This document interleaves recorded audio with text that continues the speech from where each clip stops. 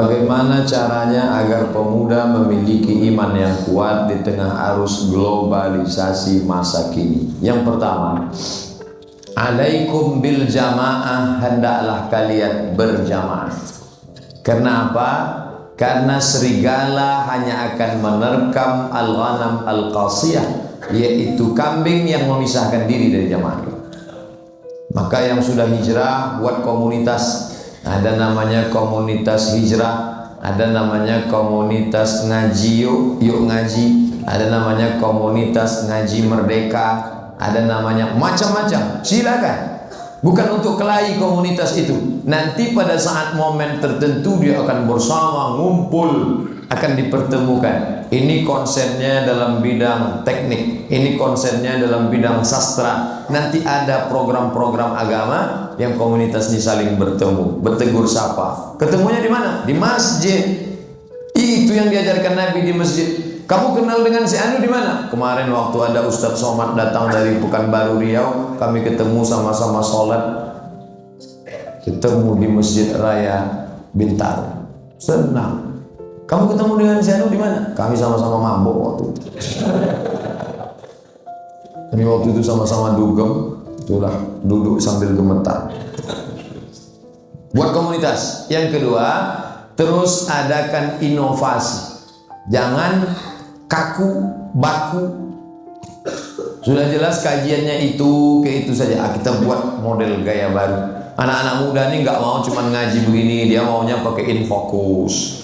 Ada nonton bareng, ada macam-macam dibuat, inovasi-inovasi. Buat pelatihan-pelatihan.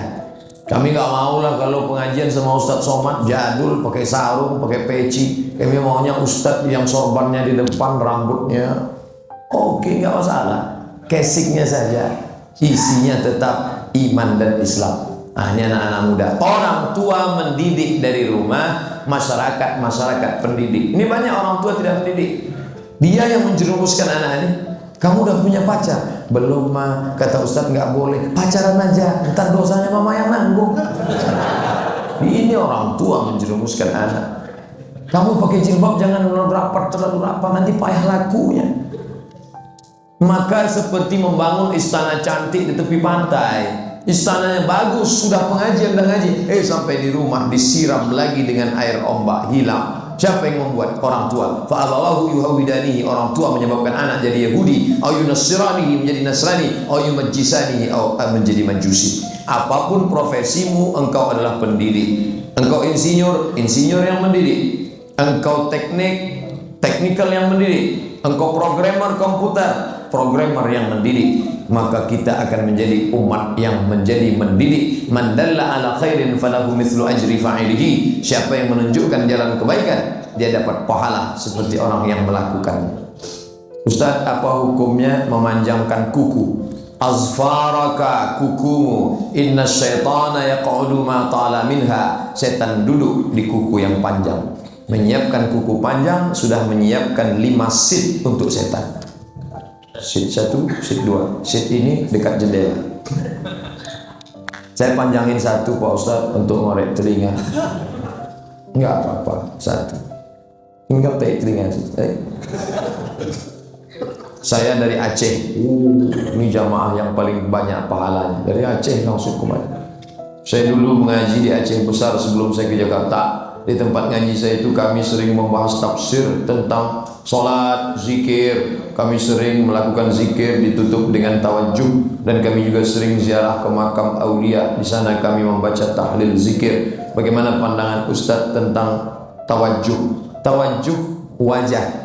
Wajuh tawajjah ya tawajuh, aku menghadapkan wajahku kepada Allah Subhanahu wa taala. Khusyuk berzikir. Afdalu dzikri fa'lam annahu la ilaha illallah. La ilaha illallah. La ilaha illallah. Apa dalil zikir la ilaha illallah? Hadis Nabi, afdalu dzikri la ilaha illallah. Mengapa zikir mesti kuat-kuat? Bukankah Quran mengatakan zikir wa'kur rabbaka fi nafsika, sebutlah Tuhanmu dalam dirimu, jangan kuat-kuat. Dijawab oleh Imam Jalaluddin Abdurrahman As-Suyuti dalam kitabnya Natijatul Fikri bil Jahri bil Zikri. Kenapa zikir kuat? untuk mengusir hantu setan. Karena ketika azan dikumandangkan, setan lari sampai terkentut-kentut. Wa 'alaiha duratun. Allahu akbar, Allahu akbar. Kata anjing melonglong melihat setan lari kabur. Makanya yang muazin itu yang suaranya nyaring tadi. Sekarang azan Allahu akbar. Kata setan, ini serius enggak nih? Kalau serius gua kabur katanya. Oleh sebab itu zikir kuat. La ilaha illallah. Kenapa zikir itu kuat? Karena jelas di dalam Quran dikatakan wadhkur rabbaka fi nafsika, zikir jangan kuat-kuat dalam diri. Ayat itu turunnya di Makkah. Di Makkah zaman Nabi kalau zikir kuat-kuat nanti ditangkap Abu Jahal, Abu Lahab, Abu Sufyan. Tapi di Masjid Raya Bintaro kalau ada yang zikir kuat, ada tentara Abu Jahal di luar mau nangkap. Enggak ada. Lalu kemudian ayat itu ada ayat sebelumnya. Jangan dipotong. Apa punya ayat sebelumnya? Wa idza quri'al Qur'an. Kalau ada orang baca Quran, fastami'u, dengar, wa ansitu, diam, la'allakum turhamun. Kalau ada orang baca Quran, kamu jangan bersuara kuat-kuat. Ada qari baca Quran di sini. Bismillahirrahmanirrahim. La ilaha illallah. Boleh. Jadi saudara tawajuh. Apa hukumnya ziarah kubur? Kuntu nahaitukum an ziyaratil kubur. Dulu aku larang kamu ziarah kubur. Karena dulu ziarah kubur 3. Pertama, untuk angkuh dan sombong. Hai fulan bin fulan gak pernah kalah. Hai fulan bin fulan orang kaya. Hai fulan bin fulan. Alhaakumut takatsur. Kamu sombong menyombong. Hatta zurtumul maqabir. Sampai di kubur pun kalian sombong menyombong. 2, minta kepada yang ada di dalam kubur. Oh, mbah hantu, segala hantu, setan tolong buat aku kaya. Lalu datang jinnya muncul. Wanipir. Yang ketiga, karena dia lalai di sana, mempersedih-sedih diri. Anak sudah meninggal 10 tahun yang lalu, terus larut dalam kesedihan. Gak boleh. Tapi ketika ziarah kubur untuk 3, yang pertama tazkiratan lil maut, ingat mati. Yang kedua turiqul qulub, melembutkan hati. Yang ketiga tudmi'ul ain, menetes air mata. Begitu sampai di kubur, apa yang kau tangiskan? Mengingat mati. Sertifikasiku belum cair. Air mata buaya. Saya mau tanya Pak Ustaz. Saya mau tanya abati. Abati artinya my father. Oke, my son. Apa benar duit hasil korupsi kalau dibelanjakan barang-barang itu akan menjadi saksi di akhirat nanti? Wa may yaghlul, siapa yang curang, ya'ti bima ghalla yaumal qiyamah, dia akan membawa kecurangannya hari kiamat. Hadisnya tentang pengutip zakat. Ini kambing untuk zakat, ini kambing untuk saya, karena gratifikasi. Di akhirat nanti akan ada orang memikul kambing, ada yang mikul sapi. Masih keren mikul kambing, mikul sapi, mikul bakwan. Ada nanti yang kita lihat mikul apa? Kijang Innova, plat merah. Tapi mikul yang remeh-temeh sepele, jangan pernah curang. Ittaquz zulma, takutlah pada perbuatan zalim. Fa inna zulma zulumatun yaumal qiyamah, karena kezaliman akan menjadi kegelapan pada hari kiamat. Jangan korupsi. Korupsi satu kota, kita akan mencari mereka dari mulai sejak zaman Nabi Adam sampai Adam Smith.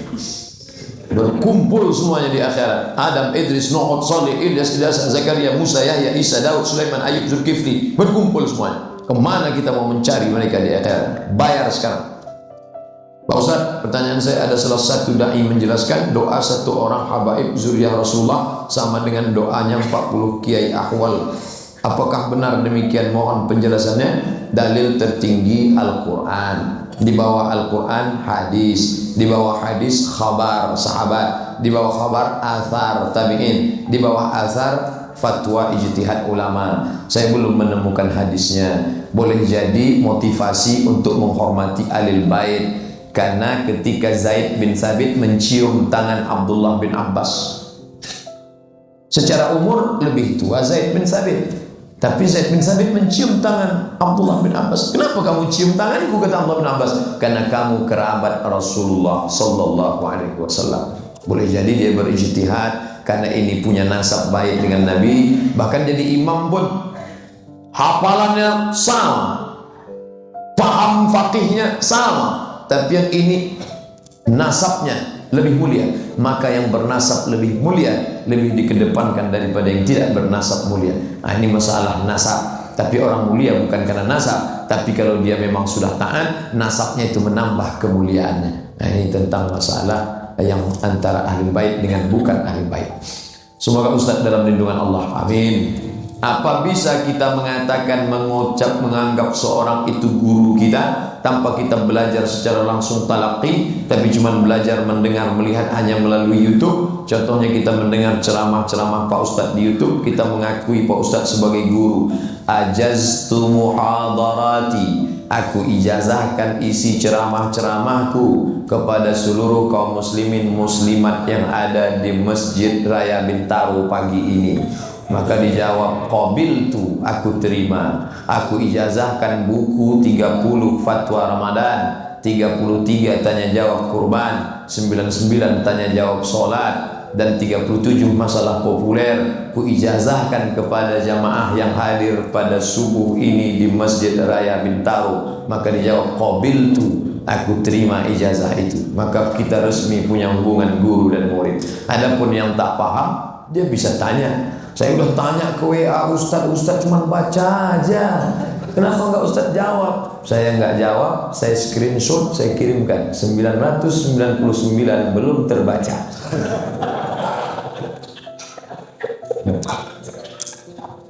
Kenapa wudhu yang selama ini diajarkan tidak sesuai dengan Al-Maidah ayat 6? Membasuh muka dan kedua tangan sampai siku, usapkanlah kepala, kedua kaki hingga mata kaki. Semenjak kapan wudhu itu dimulai penambahan seperti kumur-kumur, membasuh kedua telinga? Al-Quran global, penjelasan globalnya hadis. Wa anzalna ilaika dzikra, aku turunkan Al-Quran ini kepadamu ya Muhammad. Ini global. Litubayyina linnas, supaya engkau jelaskan isinya. Penjelasan tentang itu sunnah, maka belajar hadis. Riwayat siapa? Ada riwayat Utsman, ada riwayat Abu Hurairah. Pertama riwayat Utsman, kalau kamu mau melihat wudhu Nabi, kata Utsman, tolong ambilkan air. Maka diambilkan air, lalu Utsman membersihkan tangannya, lalu dia memasukkan air ke mulut dan ke hidung. Mulut madmadah, hidung istinsyak. Bagus menarik air ke hidung, naik ke otak, membantu naiknya oksigen yang kurang dari jantung. Bagus. Yang flu pilek, tarik ke atas. Bagus. Sakit kok? Iya. Nah, itu sunnah, hadisnya sahih. Lalu kemudian Nabi membasuh muka, fagsilu wujuhakum wa aydiyakum minal marafiq, tangan sampai siku. Sekarang kenapa orang basuh dari siku sampai ke ujung? Ada rukun, ada syarat, ada wajib, ada sunat. Apakah membasuh dari ujung sampai ke siku itu rukun, syarat, wajib, sunat? Tidak, sunat. Adapun kalau ada orang yang dia dari, enggak apa-apa, tapi ada hikmah luar biasa. Kata Pak Dokter nih, Ustaz Somad, ya, kenapa kalau wudhu itu disiram dari ujung sampai siku? Saya bilang, Pak Dokter, jangan tanya-tanya, sudah begitu dalam Quran.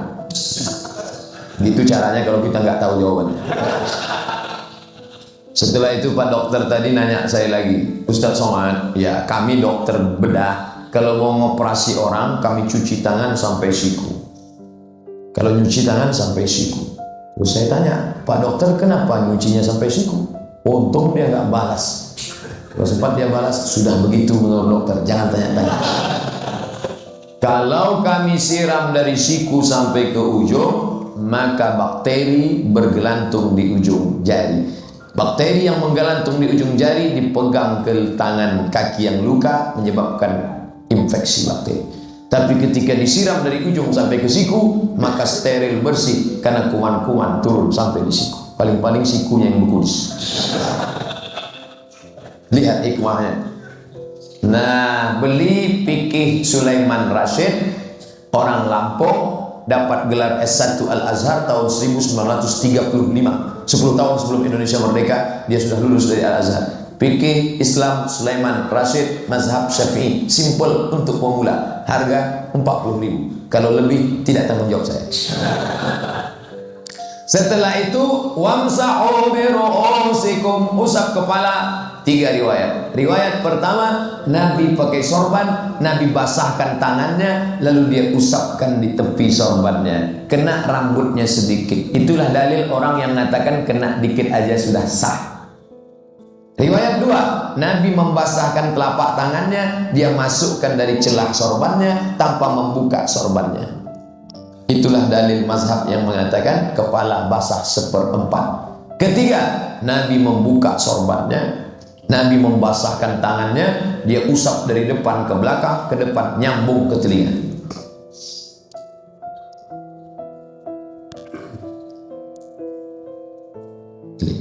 Tiga versi, jangan dipermasalahkan. Yang versi 1 sah, versi 2 sah, versi 3 sah. Yang bermasalah mana? Yang enggak wudu pun tetap sah karena tayamum. Ambil tanah, kul, ambil tanah, kul, wajah sekali saja.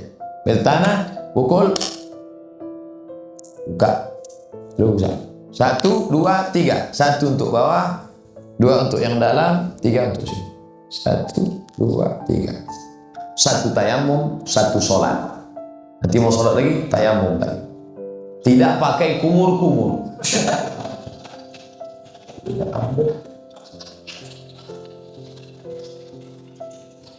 Setelah itu baru kaki. Wa arjulakum ilal ka'bain. Kaki sampai mata kaki. Baru doa. Allahumma ja'alni minat tawabin wa ja'alni minal mutatahhirin wa ja'alni min ibadika shalihin. Dari tempat wudhu naik ke atas masjid nggak boleh tasbih. Tasbih menggerakkan jari jemari. Retak. Nggak boleh. Kenapa? Merusak kekhusyuan hati. Tasbih nggak boleh. Tasbih. Subhanallah. Gimana lo? Subhanallah. Lagi ngobrol nggak bentuk arah. Tawaf 7 putaran. Dimulai dari Hajar Aswad, Rukun Yamani, nyentuh. Mana ada dalam Quran? Hadis. Kapan waktu sholat taubat? Unlimited. Mau pagi, mau siang, mau malam. Tapi bagus malam. Karena malam itu sepi, sunyi. Dulu gitu. Sekarang kita bangun jam 2. Gol! Nggak ada sepinya dunia. Tadi malam saya bangun jam 2. Mau sholat. Jam 3, jam 4. Lewat di depan.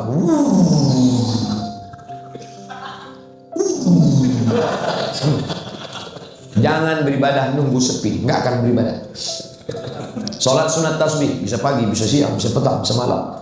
Inilah yang saya bingung Pak Ustadz. Kata Ustadz ini pagi, kata Ustadz ini siang, kata Ustadz ini malam. Terus satu pun belum bisa saya putuskan. Kalau sholat wudhu Pak Ustadz, sholat wudhu langsung setelah wudhu. Usolli sunnatan wudhu raka'ataini lillahi ta'ala. Bilal, sini Bilal. Ada apa ya Rasulullah? Sami'tu dafana 'alaika baina yadayya fil jannah. Aku dengar suara gesekan sendalmu dalam surga. Kresek. Hebatnya Bilal, berkulit hitam, budak miskin hamba sahaya, sendalnya lebih dulu masuk surga daripada kita. Jangan sombong, jangan angkuh sama orang hitam. Makanya saya dulu waktu kuliah di Maroko, satu asrama sama orang hitam. Saya suka sama orang-orang Afrika ini. Terasa kita lebih putih.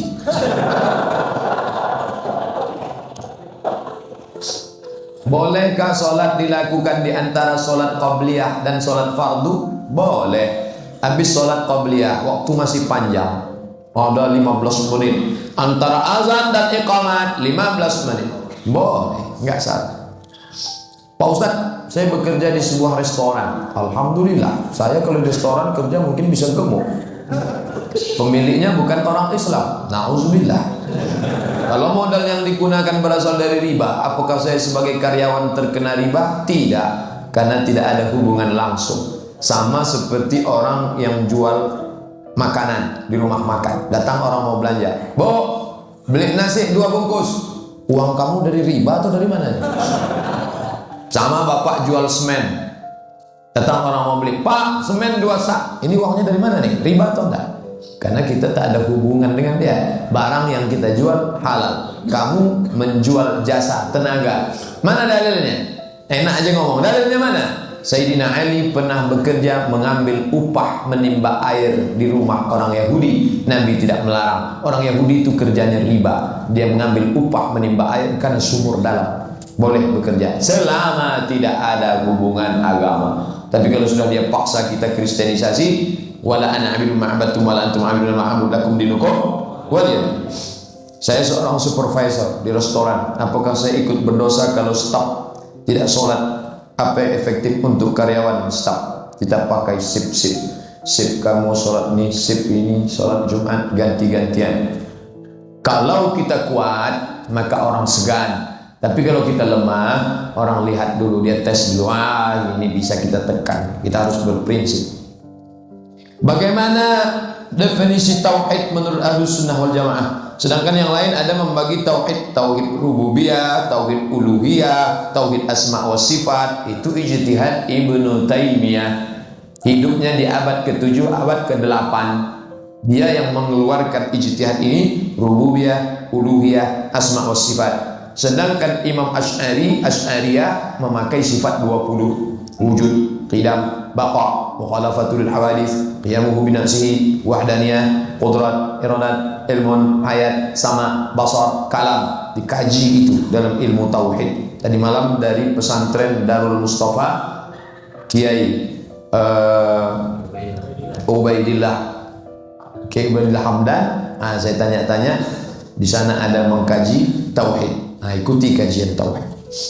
Pak Ustadz, batal nggak sholat orang yang bergerak 3 kali berturut-turut? Kalau gerakannya itu li ghairi hajat, tidak ada hajat, batal. Tapi kalau ada hajat, tak batal. Mana contoh hajat? Allahu Akbar. Uqtulul aswadaini fi shalah. Bunuhlah 2 yang hitam meskipun engkau sedang sholat. Lewat ular, dia pukul. Itu nggak mesti sekali.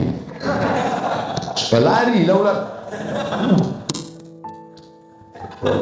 Yang kedua, misalnya outbound nih ke bukit, tiba-tiba nggak ada angin, nggak ada hujan, sholat dia di depan ada kolam, tiba-tiba datang orang buta. Maka saat itu dia boleh melangkahkan kakinya, dia tarik orang buta itu lewatkan. Tapi jangan ngomong, jangan sini lagi ya Pak ya.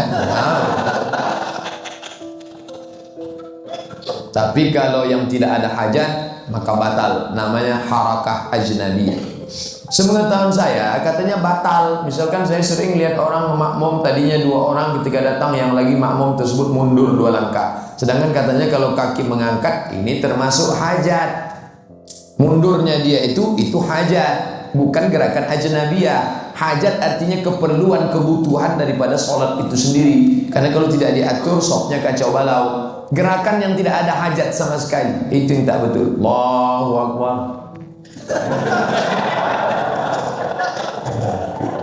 Siapa yang tulis tadi? Itu betul.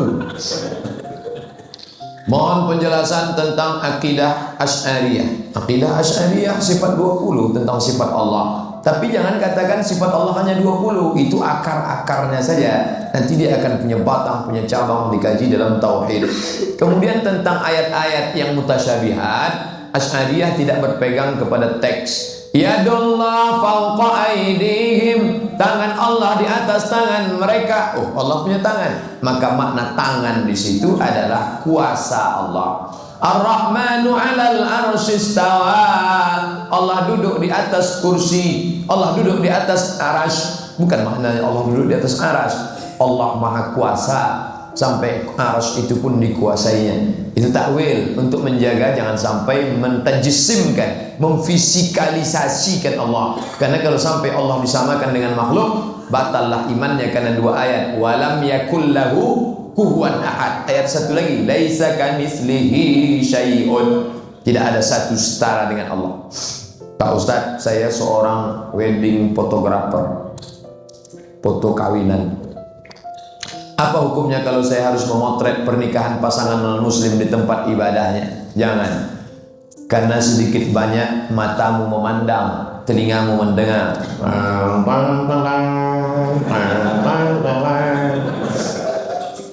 Telingamu mendengar, masuk ke hati. Matamu mendengar, melihat, masuk ke hati. Setiap hari, seminggu sekali, itu yang kau lihat, itu yang kau dengar. Itu yang kau lihat, itu yang kau dengar. Itu yang kau lihat, itu yang kau dengar. Di saat kau akan sakratul maut nanti, apa yang sering kau dengar, kau lihat, itu yang akan datang.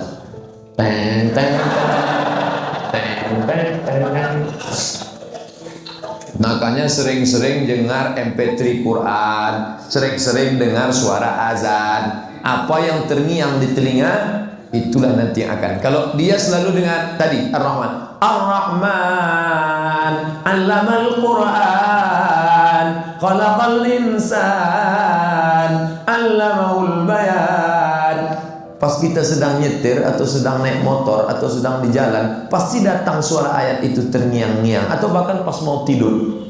Dia memori yang terus berputar. Tapi kalau kita dengar musik, lagu, segala macam, dia akan datang, berpengaruh. Maka engkau khususkan fotografer untuk muslim, muslimah, untuk khitanan, untuk banyak acara-acara lain. Bakatmu tidak akan hilang. Apakah setelah sholat isyraq masih berboleh sholat sunat duha awal dan akhir duha? Ya.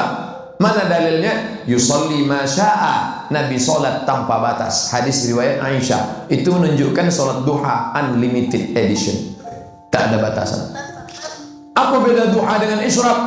Waktunya sama. 5.50 duha, 5.50 isyraq juga. Apa bedanya? Kalau sholat subuhnya di masjid, duduk berzikir dengan Allah sampai terbit matahari, sholat sunat 2 rakaat, namanya isyraq. Tapi kalau sholatnya tidak di masjid, atau setelah sholat di masjid pulang ke rumah, sholat dia, namanya duha. Sampai waktu zuhur, 15 menit menjelang azan zuhur, bisa dilaksanakan 2 rakaat, 4 rakaat, 6 rakaat, 8 rakaat. Sholatul laili wal nahari masna masna. Sholatnya 2 rakaat 1 salam, 2 rakaat 1 salam. Tapi jangan gara-gara ngejar yang sunat, yang wajib tinggal. Kita datang ke kantor, antrian panjang. Ini kok panjang antrian? Pegawainya sedang sholat sunat Pak Ustaz. Ini namanya alim tapi jahil bin bahlul. Alim kelihatannya, melayani orang masyarakat wajib. Sholat sunat, duha sunat. Maka jangan dahulukan yang sunat dari yang wajib. Sebelum berangkat sholat sunat duluan. Nanti di tempat kerja tinggal bekerja kewajiban. Apa hukumnya menyambut orang Nasrani masuk ke masjid, mengadakan penyambutan seakan-akan seiman dengan kita? Apalagi di zaman-zaman coblos nomor sekian. Ini sudah masuk unsur politis. Jangan sampai ada orang non-muslim masuk ke masjid kita, karena bukan sekedar masuknya, tapi sudah simbol. Apalagi sampai dialu-alukan, dimuliakan. Pengurus masjid bertanggung jawab di hadapan Allah Subhanahu wa taala. Ingat, kita akan ditanya. Kalau bapak ditekan oleh konglomerat, pejabat, orang kaya, bapak buat surat pengunduran diri. Saya yang bertanda tangan di bawah ini, daripada saya harus memasukkan orang kafir ke dalam tempat rumah Allah, saya diamanahkan jadi ketua. Dengan ini saya mengundurkan diri. Saya tak sanggup menghadapi azab Allah di akhirat nanti. Kalau sanggup, laksanakan. Kalau tak sanggup, tinggalkan. Karena bagaimanapun ini amanah, harus dijaga. Bukan masalah non-muslimnya, tapi ada unsur politis di balik. Ingat, siasat penuh, al-siasah khid'ah, politik penuh dengan tipu muslim. Saya ingin bertanya, benarkah manhaj Islam itu harus salaf seperti yang disampaikan Ustaz Adi Hidayat? Iya. Mana dalilnya? Hadis. Khairul qurun qarni, sebaik-baik abad-abadku. Tsummal ladzina yalunahum, satu abad sesudah itu. Tsummal ladzina yalunahum, satu abad sesudah itu. 3 abad pertama disebut dengan salaf. 4, 5, 6 sampai sekarang disebut dengan khalaf. 3 abad pertama salaf. 4 sampai seterusnya khalaf, disebut dengan salafus salih. Nah, apakah Asy'ari itu salaf? Asy'ari tidak salaf. Dia abad keempat, 5, dia khalaf, tapi dia ambil dari salaf. Imam Al-Ghazali meninggal 505, tidak salaf, tapi dia mengambil dari salaf. Imam Nawawi 676, tidak salaf, tapi dia mengambil riwayat dari salaf. Kita ini semuanya salaf karena kita mengambil dari fikih Imam Syafi'i. Tadi baca kunut subuh, Allahumma hadina fi man hadait. Salaf apa enggak salaf? Salaf. Kenapa? Karena Imam Syafi'i berkunut sampai meninggal dunia. Diriwayatkan oleh murid-muridnya dalam kitab Al-Muzani, Al-Buaiti menyebutkan itu. Maka mengikut Imam Syafi'i, mengikut salaf. Karena Imam Syafi'i meninggal 204 adalah salaf, salafus salih. Apakah bayi tabung diharamkan? Spermanya memang punya suami, ya. Indung telurnya, sel ovumnya memang punya istri, ya. Dokter yang menggabungkannya amanah, ya, sah. Dokternya amanah, ya, sah. Tapi kalau tidak, dimasukkannya sperma bule, akhirnya anak itu lahir mata biru, hidung mancung. Orang pun heran, anak siapa itu? Anak tabung? Murni punya suami, betul sel ovum istri, dokternya amanah, lanjutkan. Kalau tidak, maka terima takdir Allah. Ibu divonis tak bisa punya anak, kata si dokter. Si ibu meleleh air mata, suami tersenyum. Kenapa dia senyum? Tanyalah sama yang senyum. Bagaimana menasihati suami saya agar mau? Bagaimana menasihati suami saya agar mau dikhitan? Padahal dia sudah tahu tentang keuntungan dari medis. Terima kasih Pak Ustadz. Dia takut bersunat, ini mu'allaq, bisa jadi masuk Islam, atau orang Islam yang dulu waktu khitan masal dia lari ngejar layang-layang. Sekarang dia nikah, ternyata ujung senapan belum dipotong. Nah sekarang gimana merayu dia? Pertama dia madu, karena sudah tua punya istri belum bersunat. Cari dokter yang keluarga atau teman akrab. Pak dokter, ya bisa kita bicara 4 mata. Kata dokter jangankan 4, 3 pun bisa.